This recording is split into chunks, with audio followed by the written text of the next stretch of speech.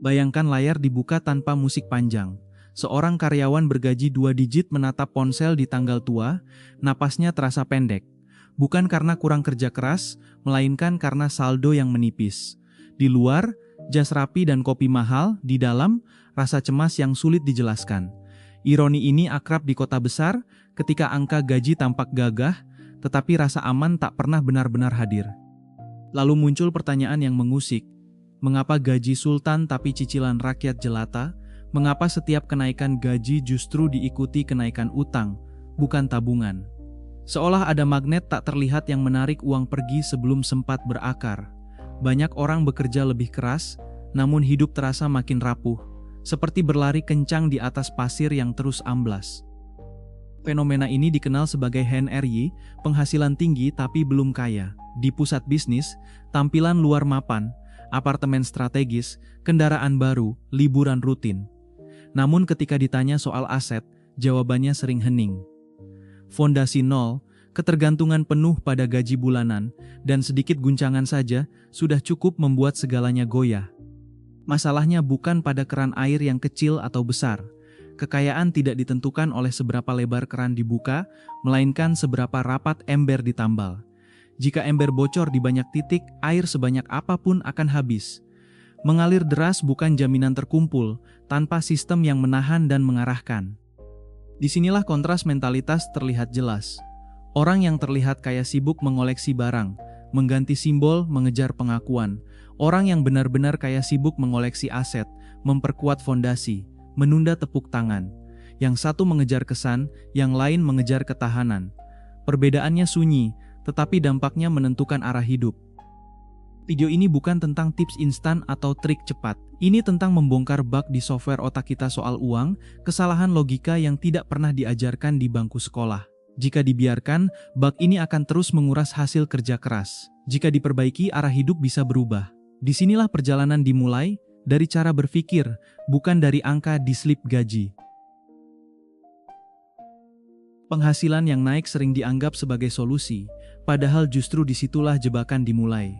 Ada hukum tak tertulis yang bekerja diam-diam dalam hidup banyak orang. Semakin besar ruang yang tersedia, semakin besar pula ia akan diisi. Dalam keuangan pribadi, pengeluaran hampir selalu tumbuh mengikuti pendapatan, bukan karena kebutuhan bertambah, tetapi karena batasannya menghilang. Tanpa sadar, standar hidup naik otomatis, seolah itu hukum alam yang tak bisa dilawan. Coba bayangkan pasta gigi yang baru dibuka. Karena isinya penuh, kita menekannya sembarangan, dipencet kuat, dipakai banyak, bahkan sering terbuang. Tapi saat tinggal sedikit, kita bisa berubah sangat hemat. Digunting, digulung, diperas sampai tetes terakhir. Uangnya sama, tabungannya sama, yang berbeda hanya kesadaran bahwa ada batas. Masalah keuangan jarang soal kurang uang, lebih sering soal lupa bahwa uang itu terbatas. Fenomena ini sangat terasa dalam kehidupan sehari-hari. Saat gaji masih setara UMR, makan di warteg terasa wajar dan kopi sachet tak jadi masalah. Begitu gaji naik, pelan-pelan muncul standar baru, ngopi harus di kafe, makan siang harus yang estetik, akhir pekan harus staycation. Bukan karena kebutuhan tubuh berubah, tetapi karena pikiran mulai menyesuaikan diri dengan identitas baru sebagai orang yang merasa lebih mampu. Disinilah jebakan mental saya berhak mengambil alih. Merasa sudah bekerja keras, merasa layak hidup lebih enak, merasa pantas memberi hadiah pada diri sendiri tanpa batas. Promosi jabatan bukan lagi peluang memperkuat fondasi keuangan, melainkan sinyal untuk menaikkan gaya hidup secepat mungkin. Hak istimewa ini jarang dipertanyakan, karena dibungkus narasi pencapaian dan pembenaran sosial. Yang sering luput disadari, rasa kurang uang sebenarnya hanyalah ilusi. Uangnya ada, tetapi tidak pernah diberi pagar. Tanpa plafon sadar pada pengeluaran, uang akan selalu terasa habis, berapapun jumlahnya. Ketika batas tidak ditentukan di awal, gaya hidup akan menentukan sendiri sampai titik maksimal yang bisa dihabiskan, dan hasilnya hampir selalu nol di akhir bulan. Jika hukum ini tidak dilawan, nasib gaji besar tak akan berbeda dengan gaji kecil. 100 juta per bulan pun bisa lenyap tanpa jejak aset, hanya meninggalkan tagihan dan kebiasaan mahal. Disinilah titik pentingnya, sebelum bicara investasi atau kekayaan, seseorang harus lebih dulu berani melawan hukum ini. Manusia punya kemampuan aneh untuk terbiasa dengan hampir semua hal, termasuk kemewahan. Inilah yang disebut hedonic treadmill, kondisi ketika standar kebahagiaan kita selalu kembali ke titik semula, seberapa mahal pun pencapaian yang baru diraih.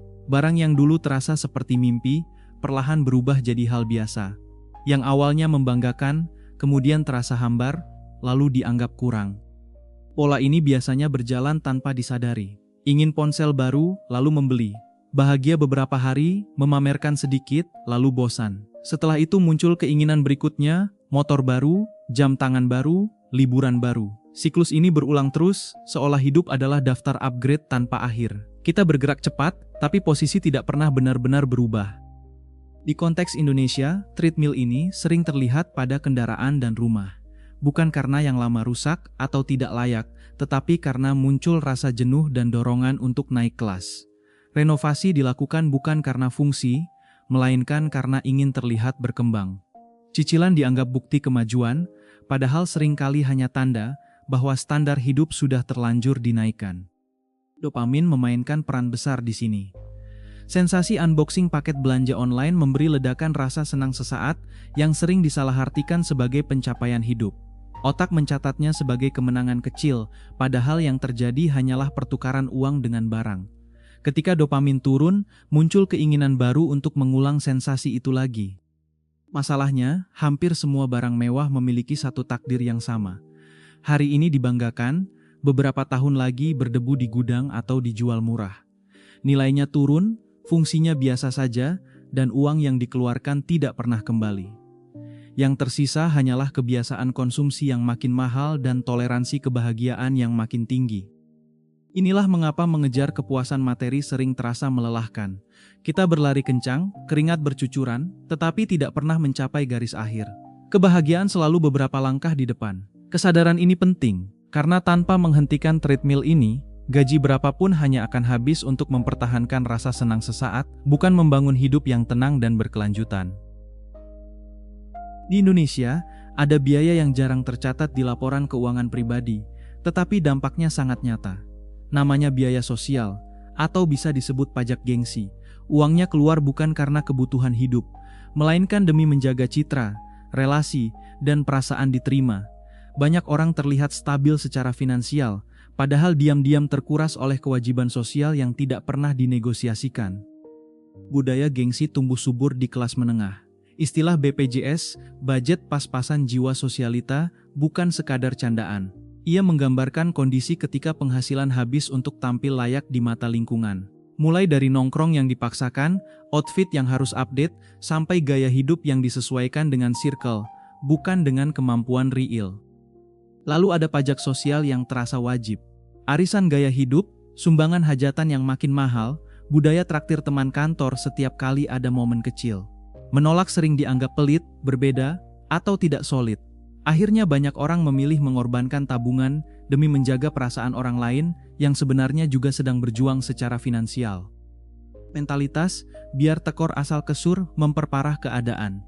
Pamer di media sosial menjadi kebutuhan emosional. Utang dianggap wajar selama terlihat sukses. Validasi digital berubah menjadi candu dan flexing menjadi alat untuk menutupi rasa tidak aman. Ironisnya, pengakuan yang dikejar sering datang dari orang-orang yang tidak benar-benar peduli. Secara psikologis, ini disebut signaling. Orang yang benar-benar kaya cenderung nyaman tampil sederhana karena mereka tidak perlu membuktikan apapun. Sebaliknya, mereka yang posisinya rapuh justru paling vokal soal simbol status. Semakin keras ingin terlihat mampu, seringkali semakin besar kecemasan di baliknya. Pertanyaannya sederhana tapi menusuk. Apakah barang itu dibeli karena benar-benar dibutuhkan, atau hanya untuk membuat kagum orang lain? Berani bersikap bodoh amat terhadap validasi sosial adalah langkah penting. Ketika ekspektasi orang lain berhenti mengendalikan keputusan finansial, disitulah ruang untuk membangun kekayaan mulai terbuka. Istilah self-reward terdengar manis dan penuh empati, seolah menjadi obat wajib bagi lelahnya hidup modern. Sedikit stres dianggap alasan sah untuk memanjakan diri tanpa batas. Padahal di balik narasi ini, sering tersembunyi pola belanja impulsif yang perlahan menggerogoti masa depan. Yang disebut merawat diri berubah menjadi kebiasaan melarikan diri dari tekanan dengan cara paling mahal. Tekanan kerja yang menumpuk kerap memicu revenge spending, belanja sebagai bentuk balas dendam emosional. Setelah merasa dieksploitasi waktu dan tenaga, otak mencari kompensasi instan. Barang dibeli bukan karena perlu, tetapi karena ingin merasa dihargai. Sayangnya, rasa puas itu cepat menguap, sementara tagihan tetap tinggal. Situasi ini diperparah oleh kemudahan gesek dan fitur pay later. Ketika uang tidak benar-benar terasa keluar, pain of paying ikut mati. Otak menerima barang sekarang, sementara konsekuensi didelegasikan ke versi diri di masa depan. Transaksi terasa ringan, nyaris seperti gratis, sampai cicilan menumpuk dan ruang napas makin sempit. Reward sejati jarang terlihat mewah. Ketenangan karena punya dana darurat, tidur tanpa cemas memikirkan tagihan, dan kemampuan berkata tidak pada pengeluaran mendadak adalah bentuk hadiah yang lebih dalam. Namun karena tidak bisa dipamerkan, reward semacam ini sering kalah menarik dibanding liburan mahal atau barang baru. Salah satu cara sederhana untuk memutus impuls adalah jeda 72 jam. Biarkan keinginan mengendap sebelum menekan tombol bayar. Dalam banyak kasus, hasrat akan mereda dengan sendirinya. Jeda ini memberi ruang bagi logika untuk berbicara, memisahkan kebutuhan nyata dari emosi sesaat yang sedang mencari pelarian. Memanjakan diri bukanlah dosa, tetapi harus direncanakan. Reward yang sehat dianggarkan di awal, bukan diambil diam-diam dari tabungan masa depan. Ketika emosi tidak lagi memegang kartu kredit, uang kembali menjadi alat, bukan pelampiasan. Di titik itu, self-reward berubah dari kebiasaan merusak menjadi keputusan yang sadar dan terkendali. Banyak orang tidak boros, mereka hanya terjepit. Inilah realitas generasi sandwich, posisi ketika seseorang harus menopang orang tua, dirinya sendiri, dan adik atau anak sekaligus. Di Indonesia, kondisi ini bukan pengecualian, melainkan norma diam-diam. Gaji terasa besar di atas kertas, tetapi terbagi ke terlalu banyak arah, sebelum sempat menguatkan satu fondasi pun. Di balik angka-angka itu, ada beban psikologis yang berat. Rasa bakti bercampur dengan rasa bersalah. Keinginan membangun keluarga inti sendiri sering berbenturan dengan kebutuhan keluarga besar. Budaya sungkan membuat banyak orang sulit bicara jujur soal uang, seolah batas finansial adalah tanda kurang hormat atau kurang peduli. Masalahnya, tanpa batas yang jelas, semua pihak bisa tenggelam bersama. Analogi masker oksigen di pesawat menjadi sangat relevan. Jika kita tidak menyelamatkan diri sendiri lebih dulu, kita tidak akan mampu menolong siapapun. Mengorbankan masa depan pribadi demi bertahan hari ini sering terlihat mulia, tetapi efek jangka panjangnya bisa mematikan. Komunikasi asertif menjadi kunci yang sering dihindari, bukan dengan nada kasar, melainkan dengan kejujuran tentang kapasitas. Berhenti menjadi sinterklas yang selalu memberi, padahal kondisi sendiri rapuh. Memberi tanpa sistem hanya menciptakan ketergantungan, bukan solusi, dan ketergantungan jarang berakhir baik bagi siapapun. Pendekatan yang lebih sehat adalah menetapkan alokasi bantuan yang tetap. Ada batas jelas, ada angka yang disepakati, dan tidak berubah mengikuti emosi atau tekanan mendadak. Dengan cara ini, bantuan tetap berjalan, tetapi tidak menggerogoti dana investasi atau tabungan masa depan secara acak setiap bulan. Memutus rantai kemiskinan keluarga bukan tentang memberi paling banyak hari ini. Itu tentang membangun posisi yang kuat agar bantuan bisa berkelanjutan. Di fase awal, keputusan ini mungkin terlihat tegas, bahkan dianggap pelit. Namun dalam jangka panjang, inilah bentuk bakti tertinggi, memastikan generasi berikutnya tidak perlu mengulang siklus yang sama. Banyak orang bekerja keras bertahun-tahun, tetapi tetap berjalan di tempat karena satu kebutaan mendasar, tidak paham perbedaan aset dan liabilitas. Di masyarakat kita, rumah tinggal yang makin besar dan mobil pribadi sering dianggap simbol keberhasilan finansial. Padahal, kebanggaan sosial tidak selalu sejalan dengan logika keuangan. Yang terlihat mapan belum tentu memperkuat neraca pribadi. Definisi sederhananya sebenarnya sangat jelas. Aset adalah sesuatu yang memasukkan uang ke saku secara rutin, sementara liabilitas justru mengeluarkan uang dari saku. Saham, usaha produktif atau kos-kosan memberi aliran masuk. Mobil, rumah mewah dan barang konsumtif menyedot biaya bensin, pajak, perawatan dan depresiasi, meski nilainya terus turun. Kesalahan fatal sering terjadi ketika barang depresiatif dibeli dengan cicilan. Di titik ini, kerugiannya berlapis. Nilai barang turun setiap bulan, sementara bunga tetap harus dibayar. Artinya, seseorang rela membayar mahal untuk sesuatu yang makin tidak berharga. Ini bukan sekadar keputusan finansial yang buruk, tetapi jebakan psikologis yang dipelihara oleh rasa ingin terlihat mampu. Yang jarang dihitung adalah opportunity cost. Uang muka mobil atau gadget mahal sebenarnya bisa menjadi modal awal investasi atau usaha. Saat dana itu dialihkan ke konsumsi, kita tidak hanya kehilangan uang hari ini, tetapi juga kehilangan potensi pertumbuhan di masa depan. Kesempatan yang hilang ini tidak pernah terlihat, tetapi dampaknya sangat nyata. Orang yang benar-benar kaya biasanya fokus memperbesar kolam aset lebih dulu. Kemewahan datang belakangan, dibayar dari hasil pasif, bukan dari gaji aktif. Mereka tidak anti menikmati hidup, tetapi urutannya jelas. Aset dulu, gaya hidup kemudian. Prinsip ini sederhana, namun jarang dijalankan dengan disiplin. Coba lakukan audit jujur di rumah sendiri. Lihat sekeliling dan tanyakan satu persatu, mana yang benar-benar ternak uang, dan mana yang hanya benalu keuangan. Kesadaran ini sering tidak nyaman, tetapi sangat menentukan. Karena selama aset dan liabilitas masih tertukar di kepala, kerja keras akan terus habis untuk mempertahankan ilusi, bukan membangun kekayaan. Ledakan pinjaman online bukan sekadar masalah ekonomi, tetapi cerminan psikologi manusia yang sulit menunda kesenangan. Ketika segala sesuatu bisa didapat sekarang dan dibayar nanti, godaan menjadi nyaris tak tertahankan. Banyak orang tidak kekurangan uang, mereka hanya kehilangan kemampuan menahan diri. Utang pun tumbuh bukan karena darurat, melainkan karena keinginan yang dipercepat. Di balik kemudahan itu, ada mekanisme mental bernama decoupling. Otak memisahkan rasa nikmat saat membeli dari rasa sakit saat membayar. Kesenangan dirasakan hari ini, konsekuensi ditunda ke masa depan. Karena jaraknya jauh, otak menganggap risikonya kecil. Padahal beban sebenarnya sedang menumpuk diam-diam. Utang konsumtif pada dasarnya adalah mencuri dari diri sendiri di masa depan. Kita memaksa versi diri esok hari bekerja lebih keras untuk membayar kesenangan yang sudah basi. Ironisnya, saat cicilan jatuh tempo, barangnya sudah biasa saja, bahkan mungkin sudah rusak atau tergantikan oleh keinginan baru. Beban ini tidak hanya bersifat finansial, tetapi juga psikologis. Utang yang menumpuk menciptakan stres kronis. Pikiran terpecah, fokus menurun, dan produktivitas kerja ikut terdampak. Banyak orang berharap naik gaji untuk keluar dari jerat utang, padahal tekanan utang itu sendiri sering menjadi penghambat kenaikan karier. Karena itu, perlu aturan keras yang tidak bisa ditawar. Jangan pernah berutang untuk barang yang nilainya turun dan umurnya lebih pendek dari masa cicilannya. Makanan, liburan, dan fashion tidak layak dibayar dengan masa depan. Ketika prinsip ini dilanggar, kebebasan finansial semakin menjauh. Perubahan sejati terjadi saat mentalitas bergeser. Berhenti mencicil gaya hidup, mulai mencicil aset. Biarkan bunga majemuk bekerja untuk kita, bukan melawan kita.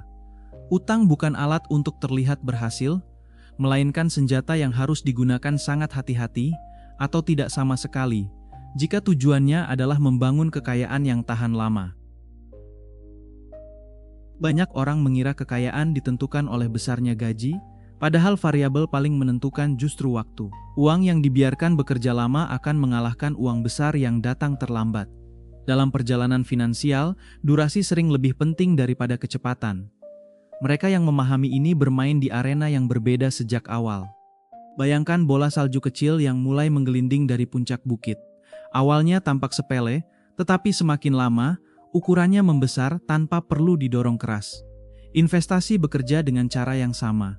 Setoran kecil yang konsisten sejak muda bisa melampaui investasi besar yang baru dimulai ketika waktu sudah habis. Sayangnya, banyak orang terjebak mentalitas menunggu. Menunggu gaji naik, menunggu mapan, menunggu merasa cukup kaya untuk mulai investasi. Padahal logikanya terbalik. Investasi bukan hadiah bagi orang kaya, melainkan kendaraan untuk menuju ke sana. Menunda berarti menyerahkan keuntungan terbesar, yaitu waktu. Konteks Indonesia membuat ini makin relevan. Harga kebutuhan pokok terus naik, dari gorengan sampai mie instan. Menyimpan uang di tabungan biasa tanpa strategi berarti membiarkan nilainya dimakan inflasi perlahan. Saldo terlihat aman, tetapi daya belinya terus menyusut tanpa disadari. Yang jarang dibahas, membangun kekayaan adalah proses yang membosankan. Tidak ada sensasi unboxing, tidak ada cerita instan. hanya konsistensi, disiplin, dan kesabaran. Justru karena membosankan, sedikit orang yang bertahan. Mereka yang bertahan inilah yang akhirnya melihat hasil nyata.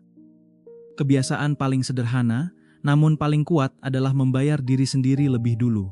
Begitu gaji masuk, sisihkan untuk aset sebelum membayar gaya hidup. Bukan sisa dari pengeluaran, tetapi prioritas utama. Ketika waktu dan konsistensi berpihak pada kita, uang mulai bekerja tanpa perlu diawasi setiap hari. Semua yang dibahas bermuara pada satu kesimpulan sederhana. Mindset adalah kemudi, gaji besar hanyalah bensin. Bensin sebanyak apapun tanpa kemudi hanya akan membuat kita melaju kencang tanpa arah, lalu menabrak. Banyak orang punya tenaga finansial tetapi tidak punya arah. Akhirnya lelah, frustrasi, dan bertanya kemana semua uang itu pergi. Saat ini, arti kaya perlu didefinisikan ulang. Kaya bukan soal tumpukan barang atau simbol status, melainkan soal opsi. Opsi untuk berkata tidak, opsi untuk memilih pekerjaan, opsi untuk mengatur waktu hidup. Kebebasan memilih inilah bentuk kekayaan yang paling mahal, dan justru jarang dibicarakan karena tidak kasat mata. Langkah pertama yang paling jujur adalah audit brutal.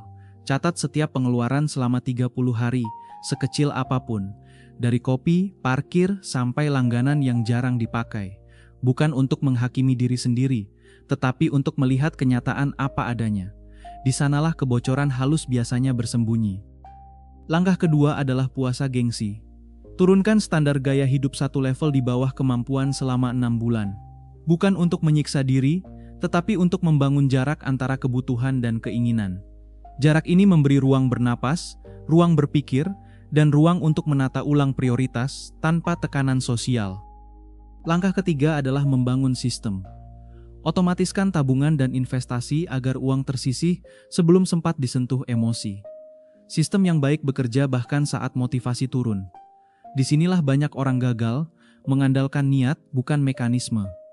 Padahal kekayaan dibangun dari sistem, bukan dari semangat sesaat. Pada akhirnya, tujuan perjalanan ini bukan sekadar angka, melainkan posisi. Jadilah tuan atas uangmu, bukan budak dari gaya hidupmu.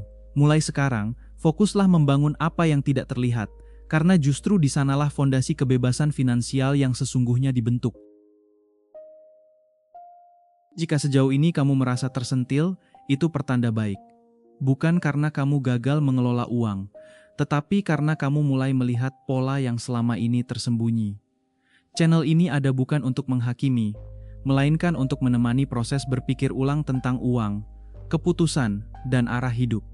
Di sini kita belajar pelan-pelan, membongkar satu demi satu ilusi finansial yang dianggap normal, lalu menggantinya dengan cara pandang yang lebih tenang dan berdaya.